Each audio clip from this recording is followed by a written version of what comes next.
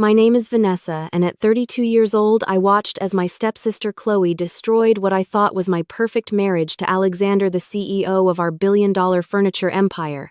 After a year of divorce proceedings, we sat in the final settlement meeting when Chloe tossed $200 at me. "Book a cab to your parents' place." "Goodbye?" she sneered. That was when my lawyer burst out laughing.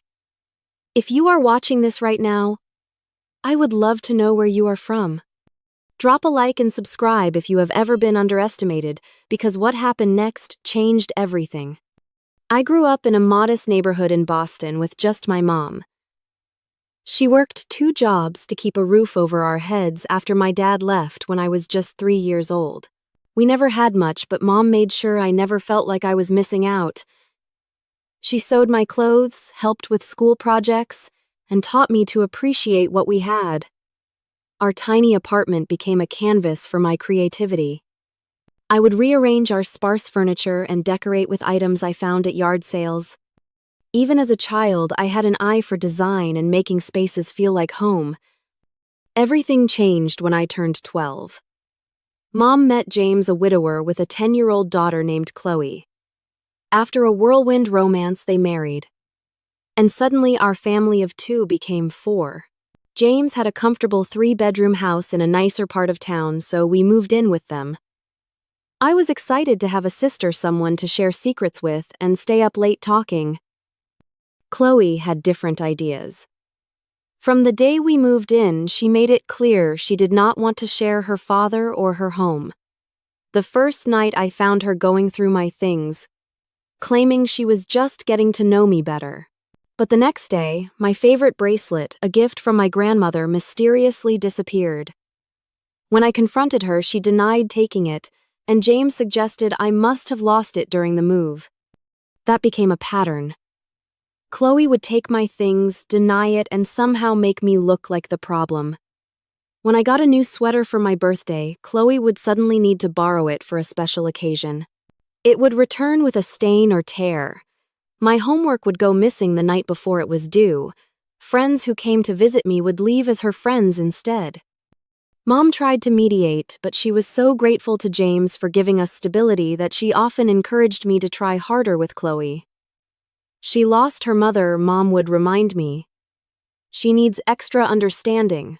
So I gave in time after time, hoping eventually Chloe would see me as family. High school brought temporary relief. I threw myself into academics and extracurricular activities, staying away from home as much as possible. I joined the yearbook committee, art club, and business club, discovering I had talents in both creative design and strategic thinking. My guidance counselor encouraged me to apply for scholarships, and I won enough to attend the state university with a double major in business administration and interior design. College was the fresh start I needed. I flourished in the design program, earning praise from professors for my innovative approaches to furniture functionality. During my junior year, I took an advanced design course focused on sustainable materials. That was where I met Alexander Thompson. Alexander sat next to me on the first day of class. Tall, with dark, wavy hair and intense green eyes, he stood out not just for his looks but for his passion. While most students were taking the class to fulfill a requirement, Alexander had a vision. He wanted to revolutionize the furniture industry with eco-friendly, beautiful pieces that everyday people could afford. The problem with sustainable furniture, he told me during our first conversation, is that it is either ugly, uncomfortable, or costs more than a car. I want to change that. I was drawn to his ambition and shared my own ideas about designs that could be both practical and stunning. We started meeting after class to sketch concepts, our heads bent together over notebooks in the campus coffee shop. He had the business insight while I had the design instinct. We complemented each other perfectly. By the end of that semester, we were dating. By senior year, we were inseparable. Alexander shared stories of his childhood surrounded by his father's failed business ventures. My dad had good ideas but poor execution. I learned what not to do by watching him, he explained. I told him about growing up with little and how it taught me to see the beauty and potential in cast-off items. Meanwhile, Chloe was attending a private college paid for by her father. She would call home with stories about parties and shopping trips while I worked part-time jobs to cover my expenses beyond the scholarship. Whenever I visited home, she would make comments about my quaint little major and how I would probably end up decorating model homes in the suburbs. Alexander proposed the weekend after graduation. We were hiking in the mountains, and at the summit he pulled out a small wooden box he had carved himself. Inside was a simple but elegant ring. "I cannot afford much yet," he said. "But one day I will give you everything you deserve." I did not care about the size of the ring. I cared that he understood me, believed in me, and shared my dreams. When we called our families to announce the engagement, my mother was thrilled. James offered polite congratulations. Chloe said nothing, until she called me privately the next day. "So you found yourself a dreamer," she said with a laugh. "Good luck building castles in the air with him." Her words did not bother me. For the first time in my life, I felt secure in who I was and what I wanted. Alexander and I had plans, and nothing Chloe said could diminish that. Little did I know that her dismissal of our relationship was just the beginning of a much larger pattern that would eventually threaten everything we built. Alexander and I married 6 months after graduation in a simple ceremony at a local park. Instead of an expensive honeymoon, we put our wedding gift money towards starting our furniture business. My mother gave us her entire savings of $5,000 as a wedding present despite my protests. "I have been saving this for your future. Since the day you were born," she insisted. This is exactly what it was meant for. We rented a small apartment and converted the attached garage into our workshop. During the day, I worked at a local design firm while Alexander took a sales job at a furniture store to learn the industry from the inside. Evenings and weekends were dedicated to our dream. I would sketch designs while Alexander researched sustainable materials and built relationships with potential suppliers. Our first pieces were created from reclaimed wood we salvaged from construction sites. Alexander would negotiate with contractors to take discarded materials, and we would transform them into coffee tables, bookshelves, and dining chairs. I developed a signature style that combined rustic elements with clean modern lines. Each piece told a story through its materials while remaining functional and timeless. We faced countless setbacks. Our first delivery truck, a used panel van Alexander bought for $800, broke down on the way to our first client. We spent $3,000 we could not afford on a specialized woodworking tool that turned out to be defective. A batch of eco-friendly finish ruined an entire collection when it failed to dry properly. After each disappointment, we would sit on our apartment floor, surrounded by sketches and samples, and remind each other why we started this journey. "We are not just making furniture," Alexander would say. "We are creating homes. Places where families will gather, children will grow, and memories will be made." 18 months into our venture, I created a modular shelving system that changed everything. The design allowed customers to customize their storage solutions without specialized tools. The pieces could be arranged in countless configurations and expanded over time as needs changed. I used a combination of reclaimed wood and sustainable bamboo, with hidden joinery that made the pieces look like they were floating on the wall. Alexander took photos of my prototype and created a simple website showcasing the design. The morning after the site went live, we woke to find hundreds of emails in our inbox. A popular design blogger had shared our shelving system, calling it the perfect marriage of sustainability, functionality, and beauty. Within weeks, we had more orders than we could fulfill from our garage. Alexander negotiated with a local woodworking shop to use their facilities during off hours. I quit my day job to focus on our company full-time. We hired 2 part-time assistants, both recent graduates from my design program who believed in our mission. As demand grew, Alexander focused on the business operations while I continued refining our designs and developing new pieces. We made a conscious decision for Alexander to be the face of the company. He had the charisma and business vocabulary to impress investors and clients. I preferred working behind the scenes, creating the products that were becoming our signature. Thompson Design House expanded from shelving to full furniture collections. We moved operations to a small warehouse, and hired our first full-time employees. Alexander secured a meeting with a national home goods retailer who wanted to feature our coffee tables in their stores. The initial order was large enough for us to invest in better equipment and a larger production space. Through it all, Alexander and I remained equal partners. Though he held the title of CEO for public purposes, we made every significant decision together.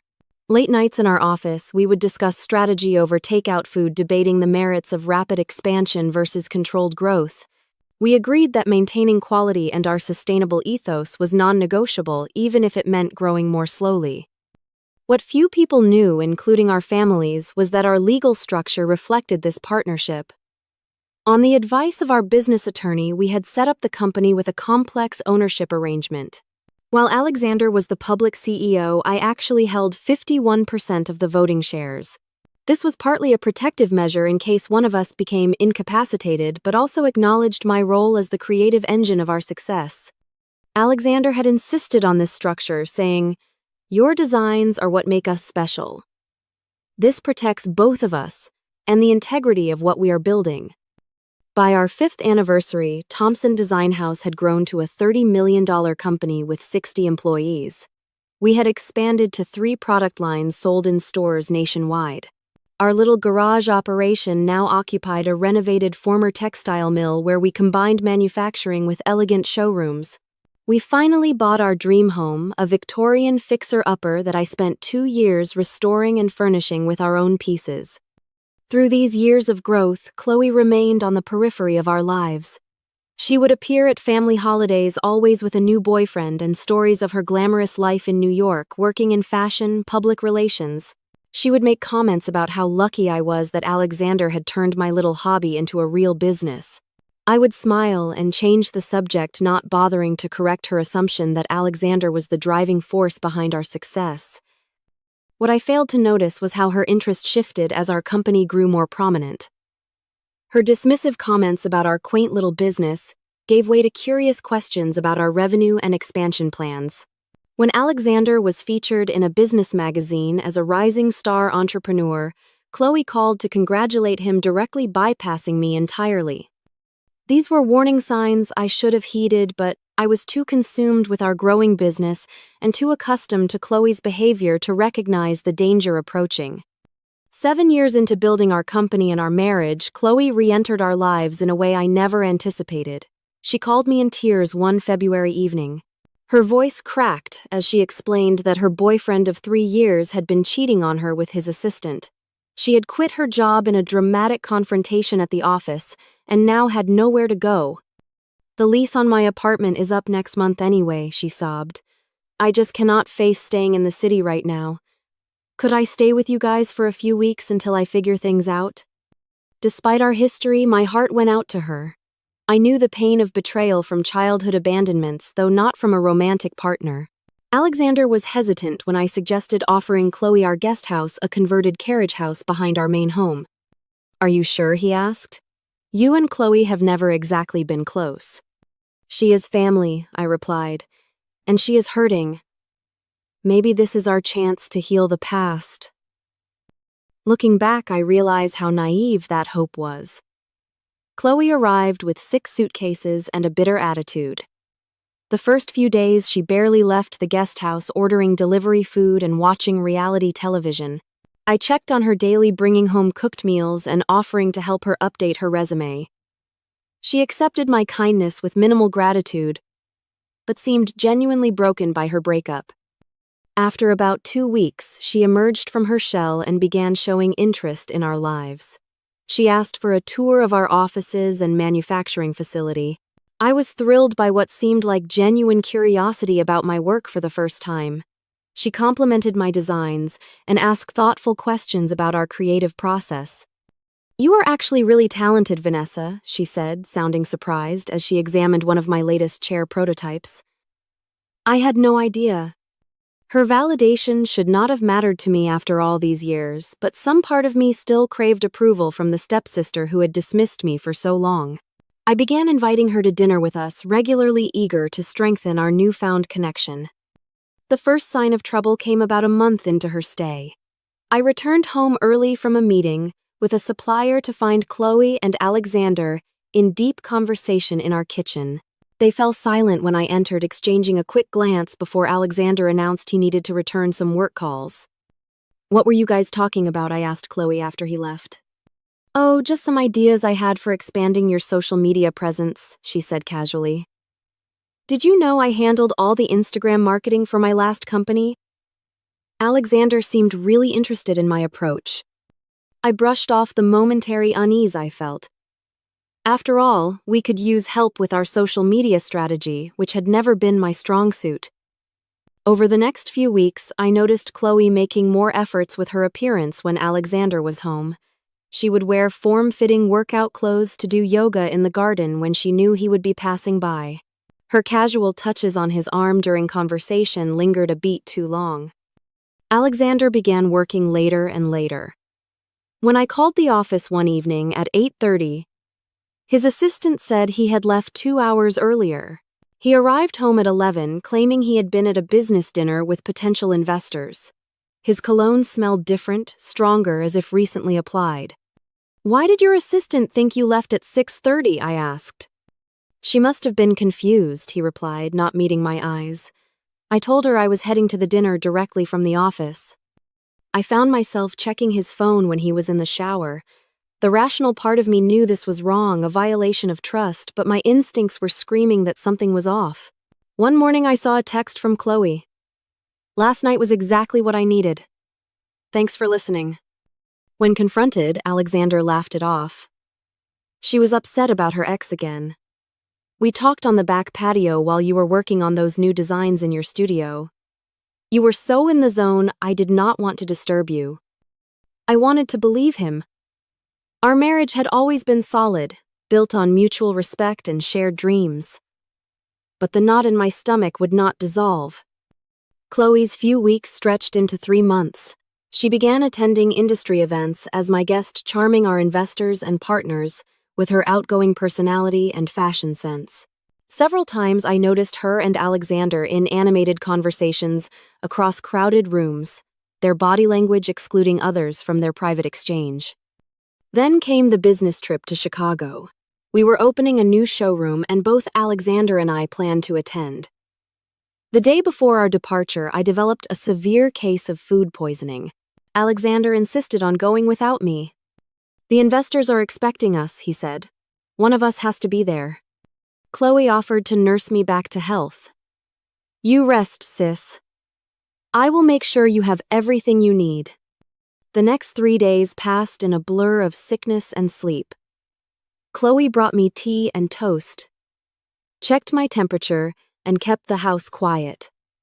I was genuinely touched by her care. On the 4th day, feeling somewhat recovered, I decided to check my work emails. I opened my laptop to find that Alexander had left his email logged in. A message from our Chicago hotel caught my eye. "Thank you for upgrading to our executive suite with complimentary champagne for 2. We hope you and Miss Cooper enjoyed your stay." My hands trembled as I pulled up our credit card statement online. There were charges for a romantic dinner at Chicago's most exclusive restaurant, 2 theater tickets, and a late-night room service order. All for 2 people.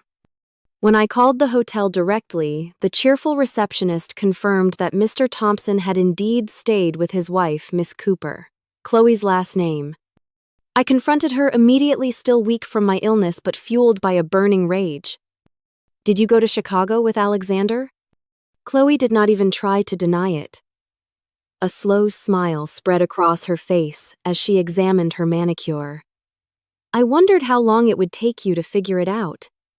"Yes, I went with him. And it was not the first time we have been together." "How could you do this, after everything I have done for you?" She laughed, the sound brittle and cold. "Oh, Vanessa. Always so naive. Did you really think someone like Alexander would be satisfied with someone like you forever? You were useful when he was building the company, but now he needs someone who enhances his image, who can move in high society circles. Someone like me." I was still reeling from this confrontation when Alexander returned home. Instead of shame or apology, he exhibited only irritation at being discovered. "It just happened," he said dismissively. Chloe understands me in ways you never have. She sees my vision for taking the company global. My designs built this company. I reminded him finding strength despite my physical weakness. Our shared vision. Our shared work. Alexander's laugh was eerily similar to Chloe's. Your designs. They were a good starting point, but my business acumen made them successful. Anyone can draw pictures of furniture, Vanessa. Building an empire takes something special. In that moment, I saw clearly how thoroughly he had revised our history, diminishing my contributions to justify his betrayal. The man standing before me was unrecognizable from the passionate, principled partner I had married. Success and ambition had corrupted him, or perhaps revealed who he had been all along. I want you both out of my house, I said quietly.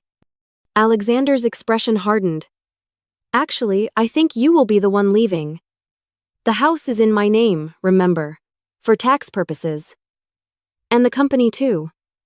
As CEO, I control everything. We are equal partners, I protested, legally and in every other way. Check the paperwork, he suggested with a smirk. Things might not be as you remember them. That night, I moved into a hotel, too devastated to argue and needing space to think. I would soon discover that Alexander had been planning this betrayal, methodically altering company documents, and positioning himself as the sole creative force behind our success. What he did not know was that some papers cannot be changed, and some betrayals come with unexpected consequences. The weeks following my discovery of the affair were the darkest of my life. I moved from the hotel into a small one-bedroom apartment that cost nearly half my available savings. Alexander had frozen my access to our joint accounts and company funds, claiming I was a flight risk who might damage the company out of spite. Meanwhile, he and Chloe flaunted their relationship publicly. They attended industry galas together, gave joint interviews about the exciting new direction of Thompson Design House, and moved my personal belongings to storage without my consent. Chloe began redecorating our home, replacing the furniture I had designed with gaudy, expensive pieces from our competitors. My first lawyer, a family friend who specialized in real estate law, was quickly outmatched by Alexander's aggressive legal team. They presented documentation showing that I had signed over my creative rights to the company years ago and that Alexander held sole ownership. When I insisted these documents were forgeries or that I had signed them under false pretenses, the lawyer gently suggested I might be misremembering due to emotional trauma. Depression enveloped me like a thick fog. I stopped eating regularly and spent days in bed replaying our relationship in my mind, questioning every memory. Had Alexander been using me all along? Was our entire marriage a business arrangement in his eyes? The betrayal by both my husband and stepsister reopened childhood wounds of abandonment and rejection. My mother called daily offering to let me move back home, but I could not bear the thought of returning to my parents' house in defeat. James, my stepfather, made matters worse by suggesting that perhaps I had neglected Alexander by focusing too much on work, creating an opening for Chloe's advances. His defense of his daughter was yet another betrayal. 6 weeks into this downward spiral, my former assistant from Thompson Design House, Zoe, reached out. She had quit shortly after my departure, unable to stomach the hostile takeover of the company culture. "You need to fight back," she urged over coffee in my sparse apartment. "Alexander is running the company into the ground. He is cutting corners on materials, outsourcing production to factories with questionable labor practices, and alienating the artisans who made your designs special. Everything you built is being dismantled." Her words pierced through my fog of self-pity. This was not just about my marriage or personal humiliation. It was about the company we had built, the employees who believed in our mission, and the principles I had fought to uphold. "But what can I do?" I asked. "He has all the power and resources." "Not necessarily," Zoe replied, a hint of mystery in her voice. "You need a better lawyer. Someone who specializes in both divorce and corporate law. I might know someone." That someone was Patricia Winters, a formidable attorney in her mid-40s with a reputation for handling complex high-asset divorces with business entanglements. Her consultation fee alone was $800, nearly emptying my checking account, but The moment she reviewed my case, I knew she was worth every penny. Unlike my previous lawyer, Patricia did not accept the documents Alexander presented at face value. She dispatched her team to search public records, examine the original incorporation papers, and trace every legal filing in our company's history. "Something does not add up," she said during our second meeting. "The ownership structure changed 3 times in the past 2 years, each time reducing your stake. But the signatures on these amendments do not quite match your earlier signatures. And there is another issue. Do you remember the original operating agreement you both signed when forming the company?" I strained to recall the details from 8 years ago. Vaguely.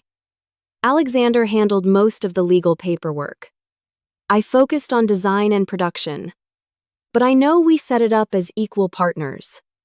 Patricia slid a document across the table. More than equal. According to the original filing, which cannot be altered without signatures from both parties and witnesses, you hold 51% of the voting shares. Alexander holds 49%. I stared at her in disbelief. That cannot be right. Alexander would never have agreed to give me controlling interest. "Actually, it was his idea," Patricia said, showing me a note in Alexander's handwriting attached to the original document. His comment here states that since your designs were the cornerstone of the business, you should have final say in any dispute to protect the creative integrity of the company. The memory flooded back. We had been sitting with our first lawyer, a kind older gentleman who had warned us about business partnerships dissolving under pressure. Alexander had insisted on giving me the slight majority share, saying it would ensure our company never strayed from its founding principles even if we disagreed on strategy. Alexander must have forgotten about this arrangement, I whispered, or assumed he had changed it along with the other documents. "This is our leverage," Patricia explained. "But we need to be strategic about how and when we reveal it. In the meantime, we need to document everything Alexander and your stepsister are doing to damage the company and violate its founding principles." Over the next 4 months, Patricia built our case methodically while I rebuilt my strength. With Zoe's help, I connected with loyal employees still at Thompson Design House, who secretly provided information about Alexander's mismanagement. He had replaced quality materials with cheaper alternatives while maintaining premium prices. He had canceled our partnerships with sustainable forestry programs. Most damaging, he had hired a different designer to create pieces remarkably similar to my upcoming collection, which he planned to release under his sole creative direction. During this time, Alexander offered insultingly low settlement proposals, each one accompanied by thinly veiled threats. "You should take this now," his lawyers would advise. "Mr. Thompson is being generous considering your limited contributions to the company's success." The lowest point came when I learned that Alexander and Chloe had become engaged barely 6 months after our separation. They held a lavish party at our former home, inviting industry leaders and press to celebrate. The business journals praised Alexander's bold new vision and referred to Chloe as his partner in both life and creative direction. In my darkest moments, Patricia became not just my attorney but my champion. "They think they have won," she would remind me. "That gives us the advantage of surprise. Keep documenting, keep gathering allies. Your moment will come." And she was right. Alexander's arrogance led to carelessness. He began using company funds for personal expenses, a clear violation of corporate governance. He fired several long-tenured employees who questioned his decisions, creating potential wrongful termination claims. Most significantly, he attempted to sell company assets to fund a new manufacturing facility without proper board approval. Meanwhile, I slowly reconnected with my creative spark. In my small apartment, I began sketching again, developing new designs that represented my personal evolution through adversity. I met quietly with a few trusted former clients who had been disappointed with the company's new direction. Without making promises, I planted seeds about my eventual return to the industry. By the time Alexander's lawyers called to schedule a final settlement conference, Patricia had compiled an ironclad case. We had evidence of document fraud, misappropriation of company funds, intellectual property theft, and breach of fiduciary duty. Most importantly, we had the original incorporation documents proving my majority ownership. "Are you ready for this?" Patricia asked the night before the meeting. "Once we play this card, there is no going back. Alexander and Chloe will be exposed, but so will you. The industry will know everything." I thought about the company we had built from nothing, about the customers who had believed in our vision, and about the young designer I had once been, full of hope and creativity. "I am ready," I said. "Not for revenge, but for restoration." The stage was set for a confrontation that would determine not just the financial terms of our divorce, but the very soul of the company we had created together. With Patricia's guidance, I began methodically rebuilding both my confidence and my position. The first step was securing my financial independence. I took a consulting job with a small sustainable architecture firm advising on interior elements and furniture selection. The work was far below my capabilities, but it provided steady income and reconnected me with my design roots without the pressure of running a company. On Patricia's advice, I maintained a low profile publicly. When industry acquaintances asked about the divorce, I offered minimal comments about irreconcilable differences and wishing Alexander continued success. This restraint confused Alexander, who had expected public accusations and emotional outbursts he could use to paint me as unstable. "He is waiting for you to implode," Patricia observed after one particularly provocative interview, where Alexander claimed I had struggled with the pressures of growth and needed to step away for personal reasons. "Every day you remain calm and professional frustrates him more." Behind this composed facade, we were assembling a powerful coalition. Daniel Foster, our company's original investor who had been marginalized by Alexander, became a crucial ally. As a board member, he had access to financial reports showing concerning trends in the company's performance despite Alexander's public claims of record growth. "The numbers do not lie," Daniel told me during a discreet meeting at Patricia's office.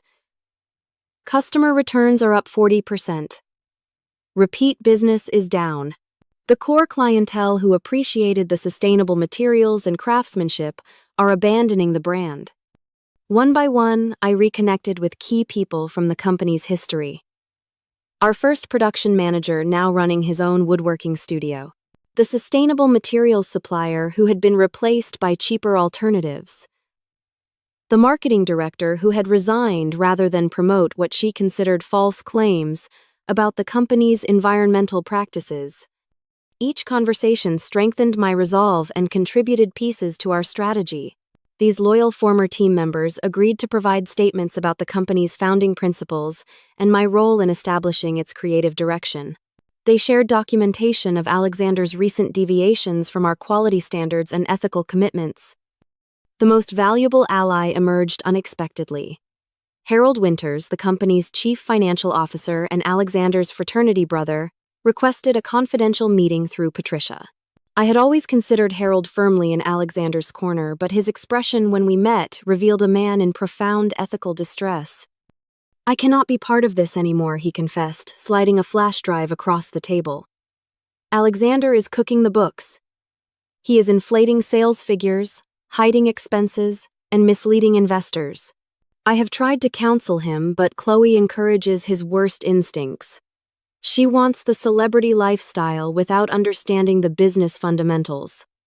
The flash drive contained meticulously organized financial records, showing discrepancies between public statements and actual performance. Most damning were emails in which Alexander directed Harold to get creative with quarterly reports to impress potential investors for a planned expansion. "Why are you doing this?" I asked him. "You and Alexander have been friends for 20 years. Harold's expression was pained. "Because the Alexander I knew would never have done any of this. Success and your stepsister have changed him. The company we built deserves better." His use of "we" was not lost on me. Despite his friendship with Alexander, Harold recognized that Thompson Design House had been a collective achievement, not a one-man show.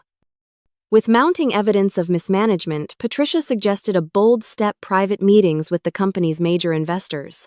This was legally permissible given my majority shareholder status, though Alexander remained unaware of this fact.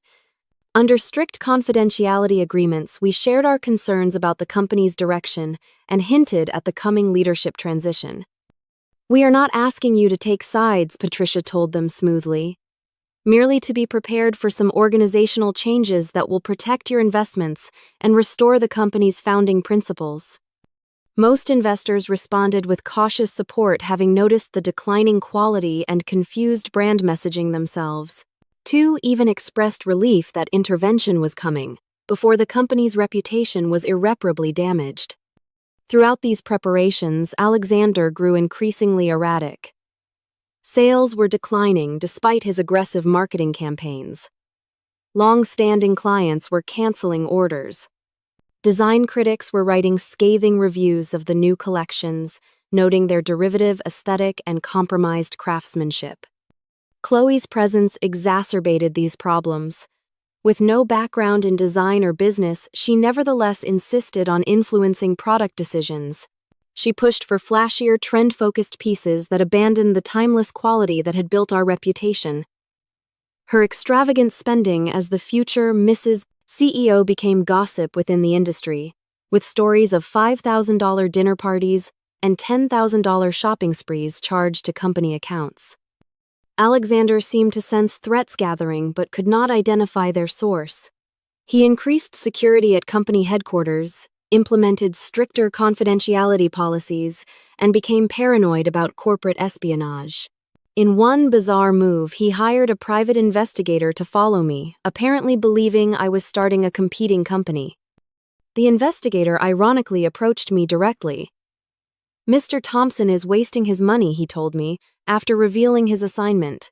"I have better things to do than watch you teach design workshops at the community center and meet with your lawyer." He terminated his contract with Alexander and provided us with evidence of the inappropriate surveillance. As the final settlement meeting approached, Alexander made one last attempt to resolve matters quietly. His lawyers offered a slightly improved settlement, $300,000, about 1% of the company's value, and a non-compete agreement preventing me from working in furniture design for 5 years. The implicit message was clear: take this modest sum and disappear. Patricia's response was a masterpiece of restraint. "My client will consider this offer and respond at our scheduled meeting."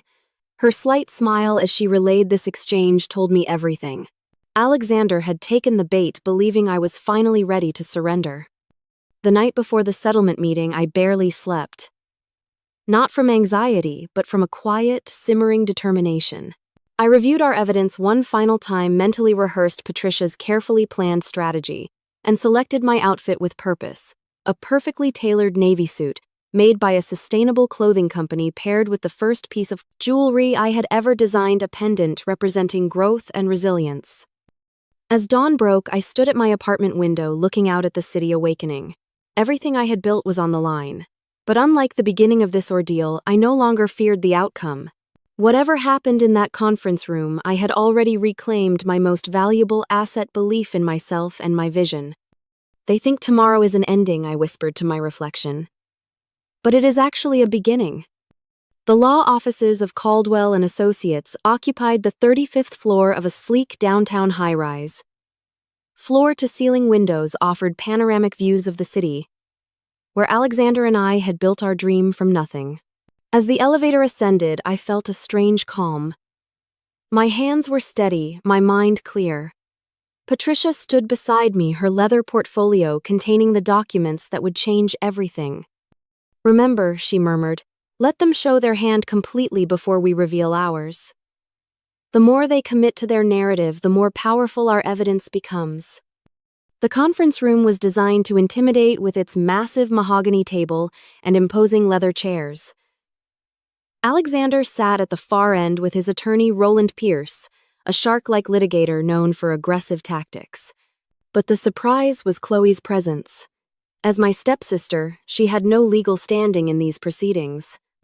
"Miss Cooper is here as Mr. Thompson's fiancé and creative partner," Roland explained with practiced smoothness. "Given her future role in the company, Mr. Thompson feels her input is valuable." Patricia's expression remained neutral. "How thoughtful. Shall we begin?" Roland launched into a rehearsed speech about Alexander's generous settlement offer, describing it as more than fair given the circumstances. He laid out documents showing Alexander as the company's founder, creative force, and sole legal owner. According to these papers, my role had been primarily administrative with some input on aesthetic decisions. I watched Alexander during this presentation.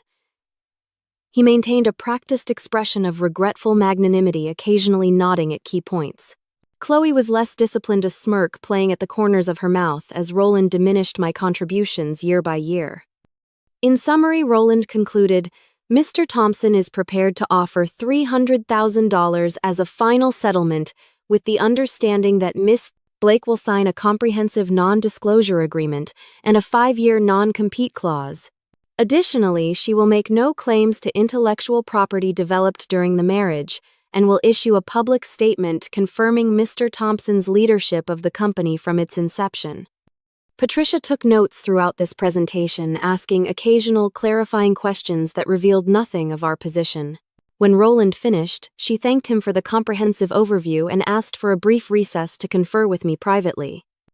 They are sticking to the script, she whispered, once we were alone in a small side office. This is perfect. Are you ready for phase 2? I nodded, my resolve hardening. We returned to the conference room where Alexander was checking his watch impatiently. My client has some concerns about the characterization of her role in the company, Patricia began mildly. Perhaps Mr. Thompson could clarify his understanding of the company's founding and Miss Blake's contributions. Alexander leaned forward, clearly prepared for this question. Vanessa had good taste and some interesting ideas early on, he said, his tone patronizing. I have always acknowledged that. But translating concepts into a viable business requires vision, leadership, and risk-taking. The company succeeded because I built the systems, secured the investments, and made the hard decisions. Ideas without execution are worthless. And the original designs, the sustainable manufacturing processes, the relationships with artisan suppliers, Patricia prompted. Alexander waved his hand dismissively. Initial concepts that evolved significantly under my direction. The company outgrew its garage workshop phase years ago. Today's Thompson Design House bears little resemblance to those early experiments. I see, Patricia said. And the current creative direction, the new collections? Here, Chloe interjected, unable to contain herself.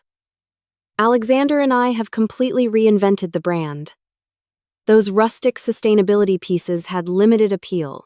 Our new luxury positioning has attracted a much more sophisticated clientele. I remained silent, watching this performance with detached interest. These people were strangers to me now, rewriting a history I had lived. Patricia nodded thoughtfully. One last question before we respond to your offer. The financial performance under this new direction. How would you characterize it? Roland stepped in smoothly. The company is experiencing the expected adjustment period during its repositioning. The long-term projections are extremely positive. Projections, Patricia repeated, not current results. Enough questions, Alexander cut in. We are here to finalize a settlement, not review business strategy. Does your client accept our offer or not? Patricia closed her notepad. Before we respond, I believe Miss Cooper had something she wanted to give my client. All eyes turned to Chloe, who appeared momentarily confused before remembering her planned gesture. She reached into her designer handbag and withdrew 2 $100 bills, sliding them across the polished table toward me. For your cab fare, she said with a cold smile. Book a cab to your parents' place. Goodbye, Vanessa. No hard feelings, right? Business is business. The room fell silent. The deliberate humiliation hung in the air, so nakedly cruel that even Roland looked uncomfortable. Alexander studied his watch, neither endorsing nor stopping his fiancée's behavior. I reached for the bills, my fingers hovering over them for a moment. Then I looked up at Patricia and nodded slightly. Patricia's laugh broke the tension, a genuine sound of amusement that startled everyone. She opened her portfolio and began distributing documents to Alexander's team. "What is this?" Roland demanded, scanning the first page. "The original incorporation documents for Thompson Design House," Patricia replied calmly. "You will note on page 3 the ownership structure, clearly establishing my client as the majority shareholder, with 51% controlling interest.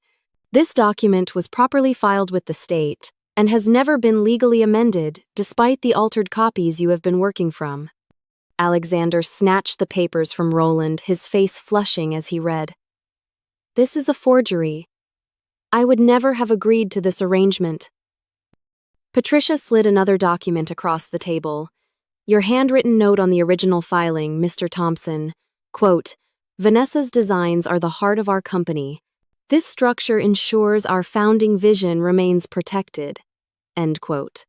"Our handwriting expert has verified its authenticity, as has the notary who witnessed the original signing." Roland was already flipping through the document, his expression darkening. "This should have been disclosed during discovery." "It was included in the original corporate records you requested," Patricia replied. "Not our fault if you relied on the altered versions Mr. Thompson provided, rather than verifying with state records." Chloe looked bewildered. "What does this mean, Alexander? What is she talking about?" Alexander ignored her, his eyes locked with mine for the first time. "Even if this were valid, which I do not concede, it changes nothing. I am still CEO. The board supports me." About that, Patricia continued distributing another set of documents. "These are statements from 4 of your 7 board members expressing concerns about recent management decisions, particularly those involving financial reporting, irregularities, quality control issues, and unauthorized use of company funds for personal expenses." She passed copies of emails, financial records, and photos documenting Alexander and Chloe's extravagant lifestyle, funded by company accounts. "My client has been quite thorough in documenting the numerous breaches of fiduciary duty committed over the past 8 months." The color drained from Alexander's face as he recognized Harold's detailed financial analyses among the evidence. "Harold gave you these? That is a violation of his employment contract." "Actually, as an officer of a company reporting to the majority shareholder, he was fulfilling his legal obligation," Patricia corrected, "which brings us to our counteroffer." She outlined terms that made Roland physically recoil. Alexander would resign as CEO immediately. The board would appoint me as interim CEO while a proper search was conducted for which I would be a candidate.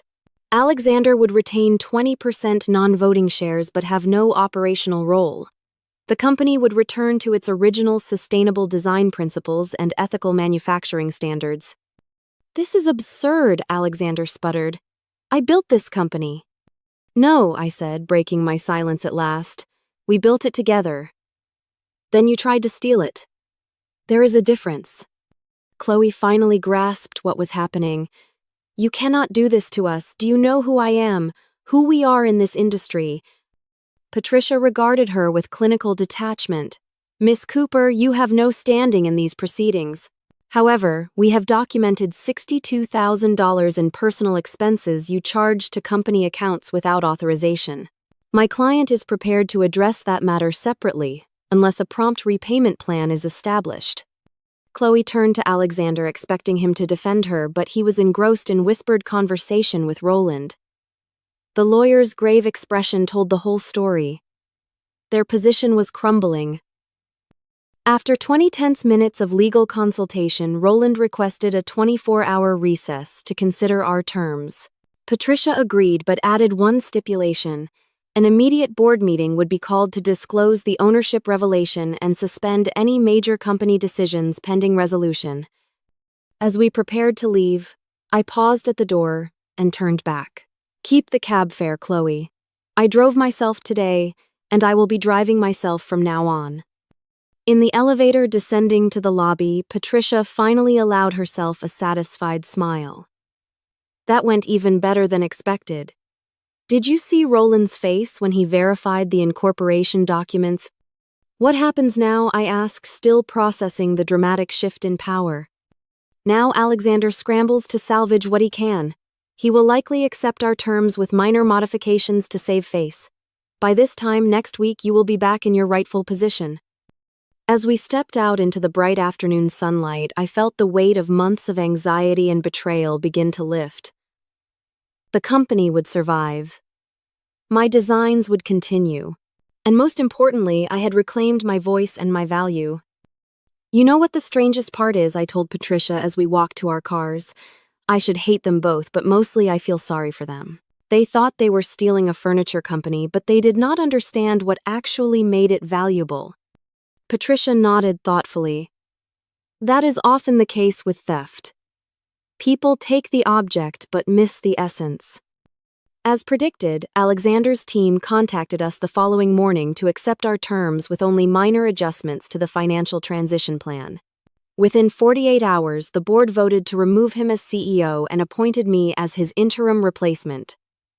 The company announcement cited a mutual decision to pursue separate creative visions and a return to founding principles. Chloe disappeared from public view immediately after the settlement, reportedly returning to New York.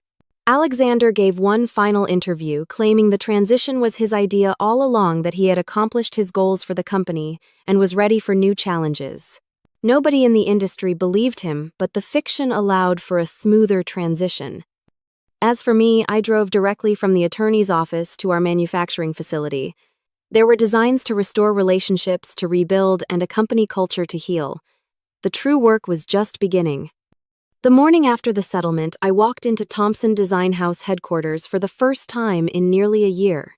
Employees stopped mid-conversation as I crossed the lobby, their expressions ranging from shock to tentative smiles.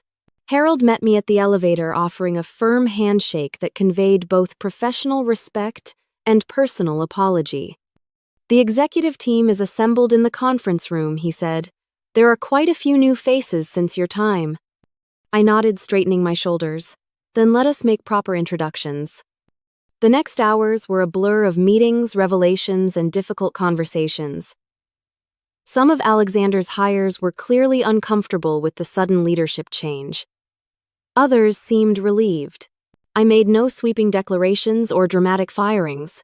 Instead, I listened, asked questions, and took careful notes on how the company culture had transformed in my absence. The changes were substantial. Our commitment to sustainable materials had been compromised by cost-cutting measures. Our master craftspeople had been marginalized in favor of mass production techniques. The warm collaborative environment had given way to a hierarchical structure with little transparency between departments. "Our first priority is stabilizing operations," I told the executive team. "No more conflicting directives or shifting priorities. We return to our core principles: sustainability, quality, and thoughtful design that stands the test of time." Over the following weeks, I worked 16-hour days rebuilding what had been damaged. I met personally with our artisan partners, many of whom Alexander had alienated with payment delays and unreasonable demands. I reviewed every product in our current catalog, identifying which pieces remained true to our standards and which needed to be discontinued. The financial situation was worse than I had anticipated. Alexander's push for rapid expansion had left us overextended with costly leases on showrooms in locations that did not align with our customer base. His luxury repositioning had alienated our core customers while failing to attract enough new ones to compensate. With Harold's help, I developed a recovery plan focusing on our strengths. We would scale back to our most successful product lines, reinvest in quality materials, and rebuild relationships with the sustainable suppliers who had been with us from the beginning. Marketing would highlight the craftsmanship and environmental benefits that had always differentiated our brand. The board approved my plan with cautious optimism. 2 members resigned, having been Alexander's personal friends more than true believers in the company mission. I replaced them with industry veterans who understood the value of ethical business practices and long-term thinking. 3 months into this rebuilding process, I received an unexpected visitor. Lisa Fairchild, the design journalist who had first featured our shelving system years ago, requested an interview about the company's return to roots. Her recent articles had critically questioned the changes under Alexander's leadership, noting the declining quality and confused brand identity. "Be honest with me," she said once we were seated in my office. How bad was it behind the scenes? I considered my response carefully. The industry was full of rumors about the dramatic settlement and leadership change. I could easily paint Alexander and Chloe as villains confirming the most salacious speculations. Instead, I chose a different path. Every company faces growing pains and occasional detours from its core mission, I replied. We explored a different direction that ultimately did not align with our founding principles. Now we are recommitting to what made Thompson Design House special from the beginning: sustainable materials, thoughtful design, and furniture built to become heirlooms rather than disposable goods. Lisa seemed disappointed by my diplomatic answer but respected it. Her resulting article focused on the company's renewed dedication to craftsmanship rather than the personal drama behind the transition. This set the tone for our public narrative moving forward, looking ahead rather than dwelling on past conflicts. 6 months after reclaiming my position, we launched a new collection I had designed during my exile. The pieces combined the warmth of natural materials with clean, timeless lines that could adapt to changing tastes. Each item included elements that could be repaired or replaced over time, reducing waste and extending the furniture's lifespan. The collection was a critical and commercial success, selling out its initial production run in 2 weeks. Design blogs praised its thoughtful functionality and returned to authentic craft values. More importantly, it brought back customers who had drifted away during Alexander's tenure, relieved to see the company returning to its roots. As the company stabilized, I gradually reduced my hours from the initial emergency pace to a more sustainable schedule. This allowed me to finally process the emotional aftermath of the betrayal and divorce. I began seeing a therapist who specialized in recovery from narcissistic relationships, unpacking the patterns that had made me vulnerable to Alexander's manipulation. I also reconnected with friends I had neglected during the crisis, including my oldest friend Grace, who had tried to warn me about Chloe's intentions. I should have listened to you, I admitted during a long overdue dinner. Grace shook her head. You wanted to believe the best about people you loved. That is not a character flaw, Vanessa. It is what makes you who you are. On the 1-year anniversary of the settlement meeting, I received an unexpected message from my mother. Chloe had contacted her asking for money. Apparently, after Alexander lost his position and company housing, he had quickly lost interest in Chloe as well. Their engagement had imploded within weeks, leaving Chloe without the wealthy husband or glamorous lifestyle she had schemed to acquire. She is working as a sales assistant at a department store in New Jersey, my mother reported. James wants to help her financially, but I thought you should know first. My immediate reaction surprised me. Instead of satisfaction at Chloe's downfall, I felt a complex mix of emotions: lingering hurt, faded anger, and unexpected compassion. Tell James he should help his daughter if he wants to, I told my mother. Her choices and their consequences are her journey, not mine. 2 weeks later, I encountered Chloe directly. I was leaving a restaurant after a business dinner when I spotted her across the street struggling with shopping bags at a bus stop. She looked different, her designer clothes replaced by practical retail attire, her confident posture diminished. For a moment, I considered walking in the opposite direction. Instead, I crossed the street. Hello, Chloe. She froze, her expression cycling through shock, embarrassment, and defensiveness. Come to gloat, she asked, chin raised in defiance despite her circumstances. Actually, I was going to offer you a ride, I replied. It is starting to rain. The unexpected kindness seemed to deflate her. Why would you help me after what I did? I considered the question seriously. Because holding on to anger takes energy, I would rather invest elsewhere. And because, despite everything, we were family once. The ride to her small apartment was mostly silent. As she gathered her bags to exit the car, she hesitated. For what it is worth, I am sorry. Not that you would believe me. Maybe, maybe not, I answered truthfully. But I hope you find what you are actually looking for, Chloe. The things you took from me never seemed to make you happy. I drove away without looking back, feeling a lightness I had not expected. The encounter brought closure to a chapter that had been left unfinished in the legal proceedings. Today, Thompson Design House is thriving again. We are smaller than during Alexander's expansion, but more profitable and true to our founding vision. I legally changed the company name to Blake Designs, removing the last vestige of my connection to Alexander. Our workshops now include training programs for young craftspeople, ensuring traditional woodworking skills continue into the next generation. As for me, I have found my voice again, both as a designer and as a woman. The betrayal that once defined my days has faded into a valuable lesson about self-worth and resilience. I learned that my value was never dependent on Alexander's validation or Chloe's approval. It existed in my creativity, my integrity, and my capacity to rebuild from ruins. The most important discovery was learning to trust myself again. To recognize that the red flags I ignored were actually my intuition trying to protect me. Now I listen to that inner voice first, before any external opinions. Sometimes I think about the young couple who started a furniture business in a garage full of dreams and mutual respect. That story had a different ending than I expected, but perhaps a more meaningful one. Instead of sharing success with a partner who valued me, I had to lose everything to discover I was enough on my own.